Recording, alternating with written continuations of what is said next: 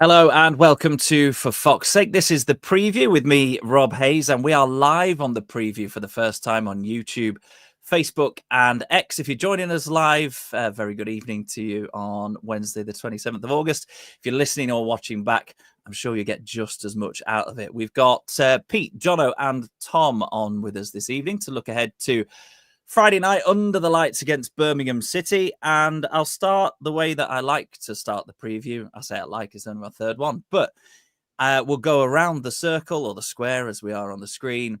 And I just want a brief feelings at the moment. Are you feeling optimistic or pessimistic about Friday? Don't go into too much detail. We've only got half an hour and we'll pick it apart in a bit more detail a little bit later on. I'll go clockwise around the screen. Pete Selby, optimistic or pessimistic for Friday night? I'm pretty optimistic that it will be a very good game. I'm slightly pessimistic about the actual outcome. I'm optimistic in what's been happening over the last few days, as you may have heard on the big show, with all the transfers, etc. I'm pretty good on that front. But for the game, I think it's going to be a goal fest. But I think there may be a few in our own nets. But more on that as we go through. Tom, optimism or pessimism for you? Look, I'd love to be optimistic, but I can't be. I think having listened to James over the last couple of weeks, I haven't been on the pod. I think I've had a dose of realism that I probably needed coming out of preseason, to be honest. I've done a little bit of research into this Birmingham side they're up against, and I think that there's a confluence of issues there that I think we're going to struggle with. So not feeling too optimistic. Jono, unmute your mic for us and tell us, are we feeling optimistic or pessimistic? Yeah, I'm going to stem the tide and actually say that I'm reasonably optimistic. I think another week on the training pitch with Marty, and he will have hopefully got a bit more messages into the players, and slowly, I hopefully will start seeing his stamp on the team. It was a good win last week. I think, albeit it was a crap performance, but I think as time goes by, I think Marty's ways will start playing out. And I think under the lights at home, hopefully the fans will get behind the team, and we'll sneak another win. Yeah, I'll pick up on your point there. That's where we're going next, I think, in terms of the fans, because Jono, you and I were on the preview last week and we talked quite a lot of length about a feeling of disconnect maybe between the fans and the players, and Fatawu has felt that, and Cifuentes has felt that, and felt the need to speak publicly about that. But what I was pleased with against Charlton at the weekend was the fact that the players on the pitch were in a fight and they were more than willing to put themselves on the line in that fight. And the fans were right behind them as well. And I think that's why I'm steering cautiously towards optimism for Friday night, because back at the King Power, after what felt like an important performance against Charlton, yes, you're right, not great technically, but in terms of taking the fight to a team, because you have to do that in the Championship, that's where I'm feeling optimistic. So I guess the next point is, how important is the crowd going to be Friday night, Pete Selby? I think the crowd are going to be vital, really, in every game, home and away. I think that's an easy thing to say, also, but also I think they're going to have a very loud away support. I think they're going to be right up for this, because it's the first time we played them for a while, and also they're on a real high, not just with the start of the season that they've had, but also everything surrounding the club, the amount of money that's being poured in, the plans off the field, the billions of pounds that are being poured in off the field. And if you're a Birmingham City fan at the moment, you're in for a fantastic ride. Obviously, a really good season last season. So it's going to be a very vocal support in one end of the stadium.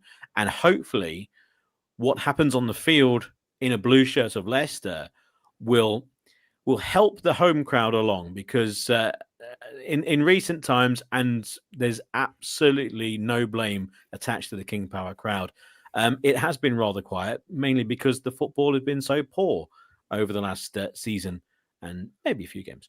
It's and so you can completely understand the apathy maybe from the stands, but I just don't think that can be the case. Friday nights, couple of beers inside you before the kickoff. And again, there's going to be 3,200 Blue Noses from Birmingham who are going to be just right up for this. So it's going to be loud. And I just hope that Leicester in the first 20 minutes will give the home crowd something to get behind. Doesn't have to be a goal. It can be, as we all know in Leicester's past, it could be just a clearance into the stands in terms of a football and also in terms of an opposition player. Get the crowd behind them and enjoy what promises. And I said before, I think there's going to be plenty of goals at both ends. Jono, you're of the four of us on the podcast. You're attending the King Power more, shall we say, than the four of us here, than the three of us here, rather. So the question is, one, are you going on Friday? And two, you must be looking forward to the atmosphere, given that it was very much on a knife edge a couple of weeks ago at the last home game. Firstly, I haven't. It's the first season I've been a season ticket holder. That's just due to the fact that I've moved back to Leicestershire back in Easter. So I haven't had the opportunity to go on a regular basis until now. Previously living in London, I've tried to get to all the away games and Brighton away and those kind of games as much as possible. So I'm really thrilled that we've got season tickets, and I take my young lad down, Daniel. We're unfortunately not going on Friday due to the fact that we've had a long booking with my sister who lives down in Devon, so we're going to go and see her this weekend, unfortunately. So I've actually passed my season tickets on to good friends of mine who live down the road, and so they're going to be attending and hopefully getting behind the team.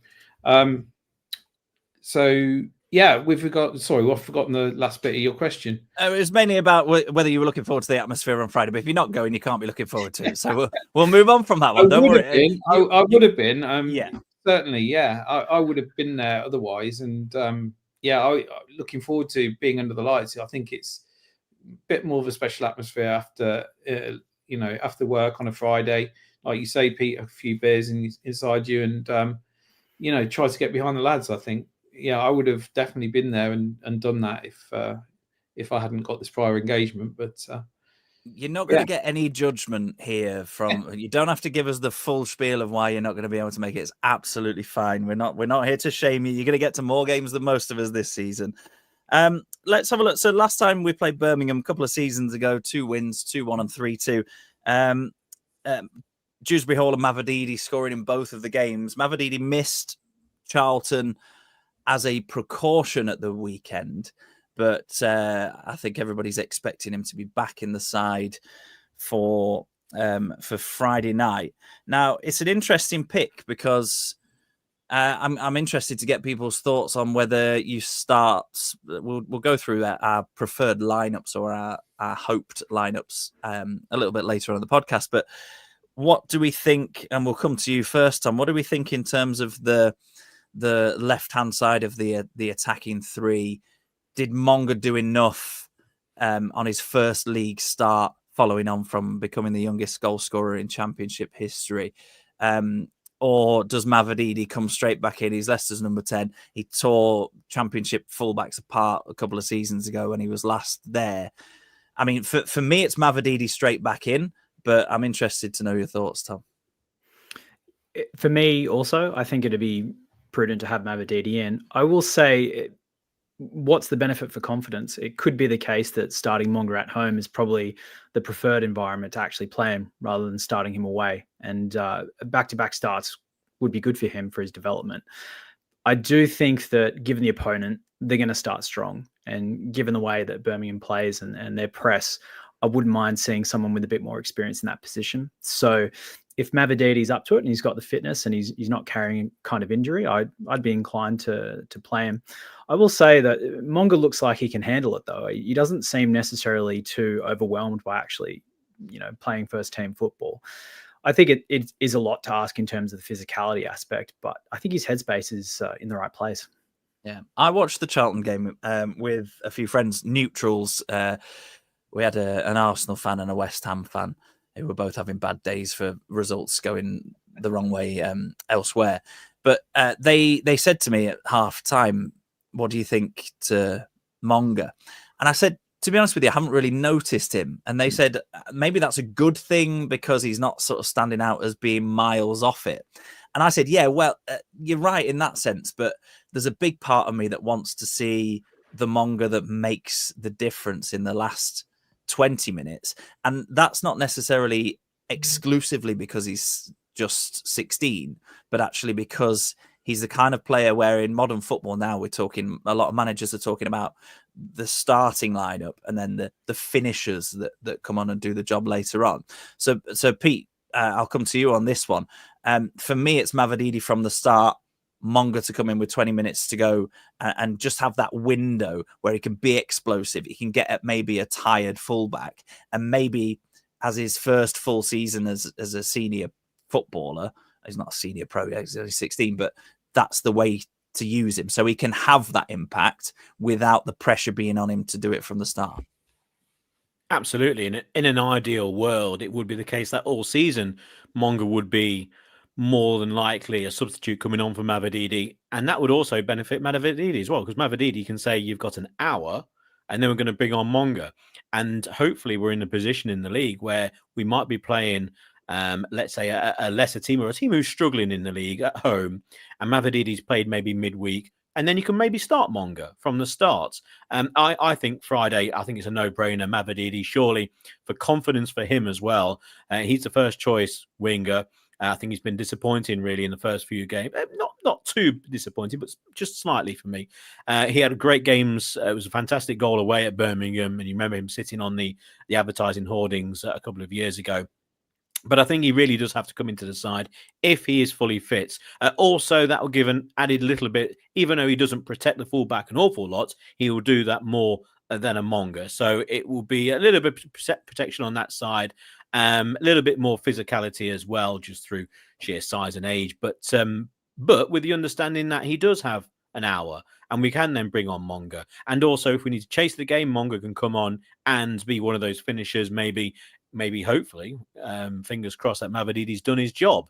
And after an hour, he comes off after being missing the previous game through injury, and he can rest and we can bring on Monga. But yeah, Mavididi for me, but I would like to see more. I was very disappointed last year with Mavididi, very much so.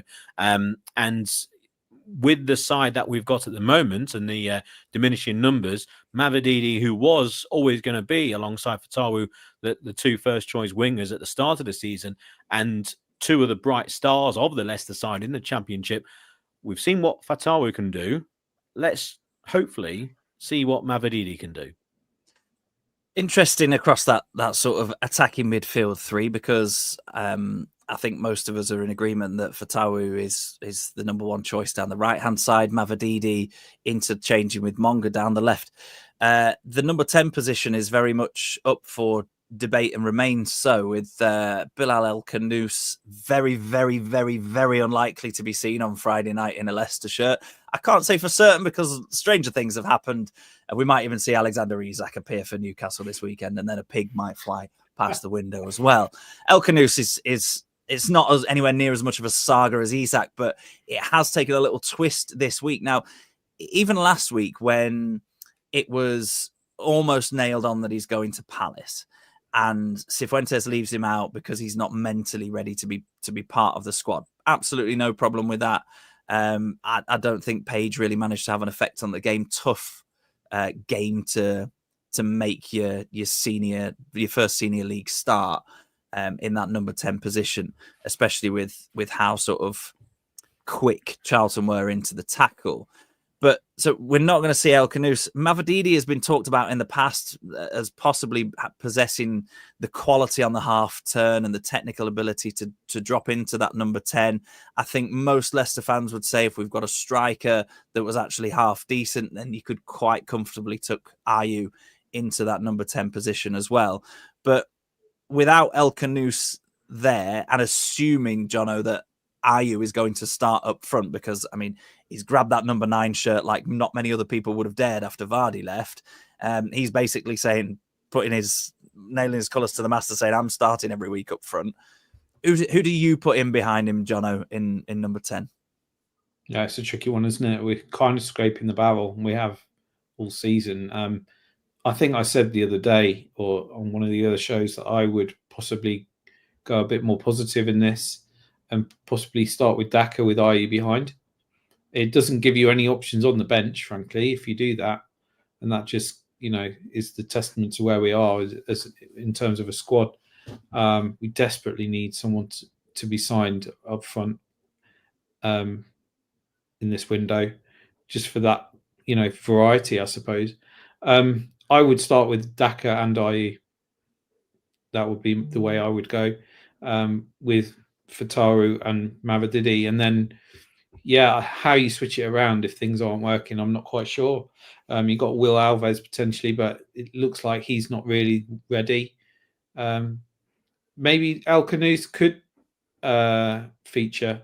It's unlikely, I suppose, but it depends how much his nose is out of joint, to be honest, based on the fact that, the move's not happened. Whether it's Leicester themselves that have, kiboshed the move, or whether it's Palace that have pulled out, it's uncertain to know, really.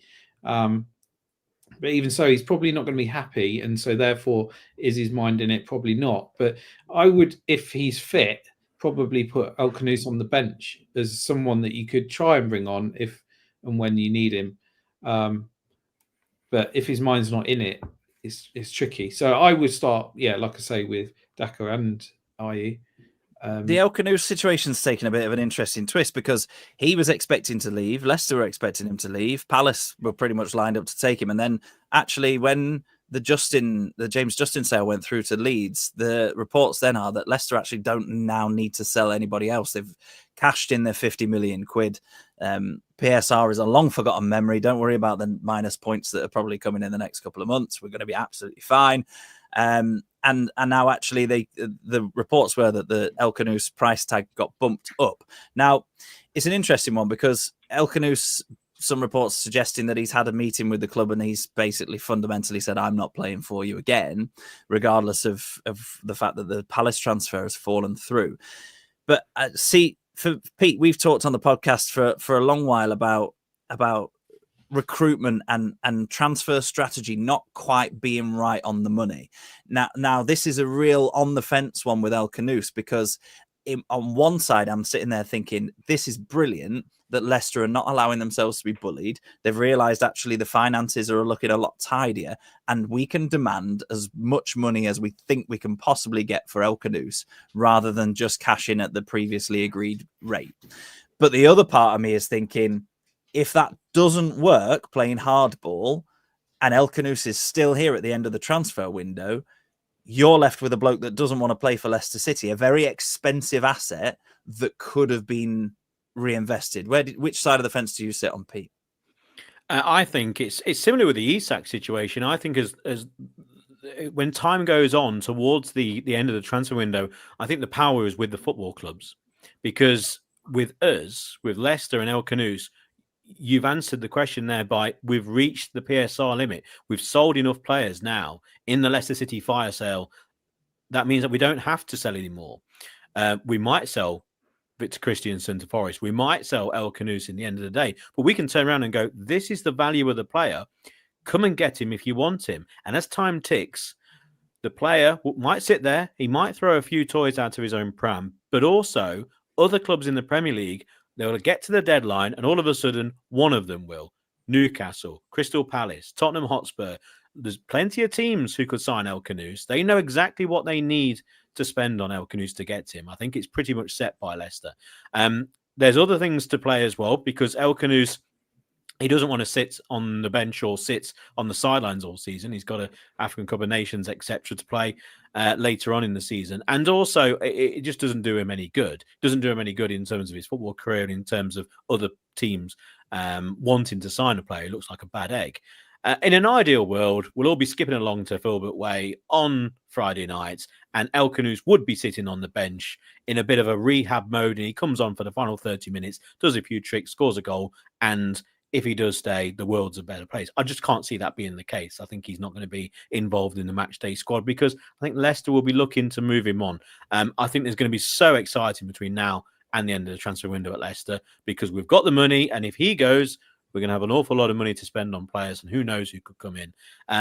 But I just think the power is now with Leicester because we've reached the point where we don't need to sell him. And also, I don't think it's too far off. I think a lot of it will be down to actually how much he's paid up front for El Khanous. And I can see him easily being sold between now and the end of the transfer window. And just on the first team, by the way, everything that Jono said, I completely agree with. Daka to stretch the line. And then you've got Ayew in the 10 role. Wearing the 9 shirt, but in the 10 role. And of course, you can always change them. You can then move out wide and Mavididi can play in the middle if it's not quite working out. So that's the way I would go. But with El Khanous, we are as a football club, we're in control of that because now we don't need to sell. Isn't it nice to be in that position for a change? Let's look then at what we'd select for the Leicester starting lineup. Through the rest of the squad. Tom, you've not had a chance to speak on this front yet, so we'll come to you first. Firstly, do you agree with Jono and Pete in the sense that Daka might be worth a start to stretch the Birmingham defence and let Ayew operate in that deeper role that he seems to naturally want to anyway? And then once you've given your thoughts on that, where do you sit with the two in midfield, and how would you assemble or sort of cobble together at the moment a Leicester back four? Yeah, I 100% agree. I popped it in the WhatsApp chat earlier this week talking about exactly that. I think the last 20 minutes against Charlton kind of solidified it in my mind, where their centre-back basically rugby tackled Daka to the floor. And I remember listening to you guys talk about this over the years, that the one thing centre-backs hate is pace. And so for that alone, I would start Daka. For me, there's parallels with Iheanacho in how Ayew plays. He likes it kind of with his back to goal and balls to feet and holding up play, and then maybe falling over and winning a free kick or playing it on. But I think Daka up top, start strong, and then see if we can, I don't know, nick a goal, defend it if we have to, do exactly what we did last game. The rest of the lineup, what do you do? Oliver Skipp, I really threw down the gauntlet a few weeks ago and said, please just prove me wrong. Give me something, anything. His scores from the last game were just atrocious. I really think we're carrying someone every time we put him on the football pitch. He's just, for me, a huge liability to start. I actually didn't mind Louis Page's performance so much off the ball. I thought he made a lot of good runs and a lot of good movement that, offered things to the team. So if we're in between a rock and a hard place, for me, it's got to be Soumaré and Page. Harry Winks, if his head was in the right place, you'd put him in straight away. Again, he's another one of those. I'm just not sure where he's at right now. It's clear to see the quality that he offers, but if his head isn't in the right place, I just don't see how he can really be around the squad right now. I really like the fact, by the way, that Leicester are in somewhat of a driving position in regards to transfers at the minute. And you're right, Rob. It is so refreshing to hear. I almost wonder if saying that publicly about El Khanous is also a little bit of a hint towards those other clubs sniffing around for Tawu as well, to say that we don't necessarily need to sell. We're not in a position where, we're at the disadvantage. So for me, yeah, it's good to be in that position as a football club. I think we can always bring El Khanous back into the fold later on, but yeah, I don't think he'll be starting this game in the 10. Yeah. The back four is much of a muchness, really. I think the only question that I want to ask, because I'm conscious of the time and we still need to have a very brief look at Leicester's opponents, Birmingham. One suggestion that I would offer, and maybe we'll just go a quick round, yes or no from you guys, as to, I think to solve the midfield problem, behave yourself. To solve the midfield problem at the moment, and Ricardo was fit enough for the bench last week. I'd put Ricardo back in at right back. I'd stick Hamza Chowdhury right in the middle of that battle because he loves a championship scrap. So let's just go around. Yes or no, Pete, Tom, Jono, Chowdhury in the middle, Ricardo at right back. Yeah, I love it. Absolutely love it, Rob. Dave Loosby as well. He likes it as well on Facebook watching live. Yes, get him in there. Get him booked in the first 10 minutes as well. I don't just want Hamza anchoring the midfield. If he's not given a yellow card in the first 10 minutes, he's not done his job. Leave one on their number 10, Gray. He looked a good prospect at one stage. Tom, Chowdhury in the middle, Ricardo at right back. Happy with that? Do it. Pull the trigger. Jono? Yeah, I'd go with that. You could even argue that you could swap them around. Ricardo with a bit more quality in the centre and Chowdhury out wide. I don't know. But yeah, you could argue if they're both fit, you'd probably both start those two. Good, that's settled. Marty, we know you're watching live, so get it done. Quick look at Birmingham before we take score predictions to finish off the preview. Unbeaten in the league so far, having come up from League One with a ridiculous number of points last season.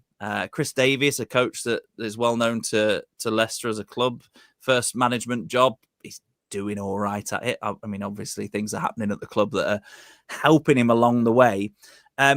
They seem to be quite smart for a new-ish team to the Championship. I know they only went down the season before. Reasonably compact, trying not to concede too many chances. So, Pete, are we looking at a similar kind of scrap to Charlton, do you reckon? No, absolutely not. I love Charlton, by the way. Talk about a club who know exactly what they're doing and exactly how they're going to play, and they're just not afraid to do what they do, and they did it very well, but still lost. On to Birmingham, I've been very impressed. The signing's excellent. Furuhashi, really good signing. Gray, obviously, we know about. I think Birmingham this year, they're going to be right up there in terms of the playoffs. Who knows? Maybe they could kick on, and who knows? They could sign between now and the end of the window, and then again in January.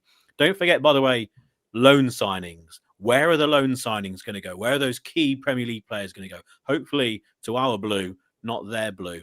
But they're making headlines. They've got Lita Stansfield up front. All around the world, these headlines are being made.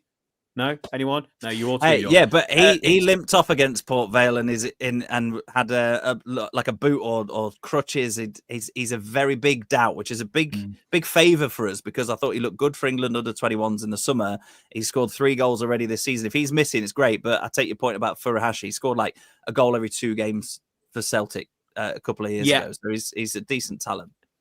He's a Premier League signing that's gone to a Championship club. They've got goals, but they've also got this season a little bit of solidity as well. I thought they might be quite easy to score against. Maybe almost, and this goes full credit to the coaching staff, etc. Maybe almost a little bit naive in this league. Maybe because of the money behind them, because of the swell of support. We know they're a big club, etc. And all that's going on off the field to win League One and then to go up into the Championship. They might have. I'm not classifying as a Wrexham overall as a club in terms of their team and squad, not as good as Birmingham. They're trying to get to that stage. But I thought they might be a little bit gung-ho. But actually, I've been rather impressed with them. And I think they've got a game plan. I think they've got a settled team, a settled system as well, and some players who can do some real damage. I mentioned Furuhashi, a really good player who should be in the Premier League. So that's why I think they'll cause us problems, because as much as what we're going to do between now and the end of the transfer window is going to dictate exactly what we're going to be doing between now and the start of the next transfer window, and how Muddy wants to set his squad out and wants to get Leicester playing and the style, etc. Because it's all down to who he's got.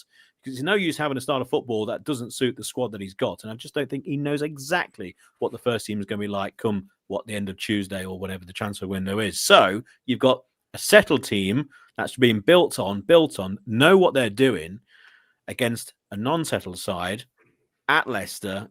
It's similar to the Charlton. They know exactly what they were doing, but it's Birmingham. I think they're just a step above what we had with Charlton. They couldn't take their chances. I think Birmingham have got the players that will take their chances, and that's why I'm going for goals, and hopefully we score more than them. Maybe by one.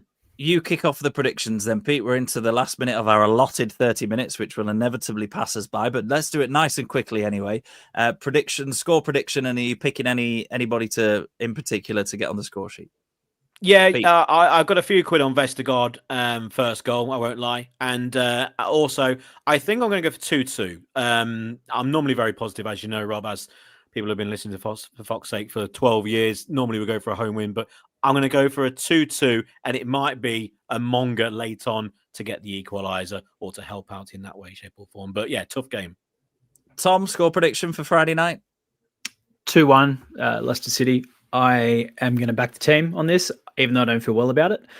I think we're going to score through one of our wingers in a very similar manner to how we did against Charlton on the break. I think we're going to catch them on the hop when they high press us. And if we can play through the midfield, get the ball out wide, I think we've got a shot. Jono. Yeah, I'm going similar. 2-1. I think we need to step it up, as Pete was saying, from Charlton. It's clear that we're playing another calibre of opposition here. But we're at home, under the lights.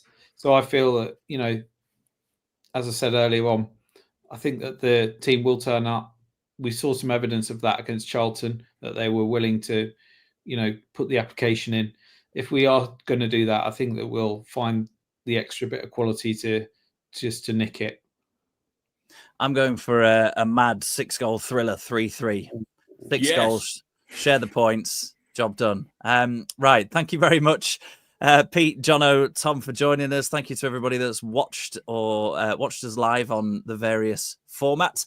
If you don't yet subscribe on YouTube, that is probably the best place to do so to get updates as to when we are going live with the preview, the big show, or the FPL show. If you're listening to us, then good for you. It's probably better that you do that rather than look at these faces. But some people are choosing to consume the podcast now in video format, and we thank you very much for it.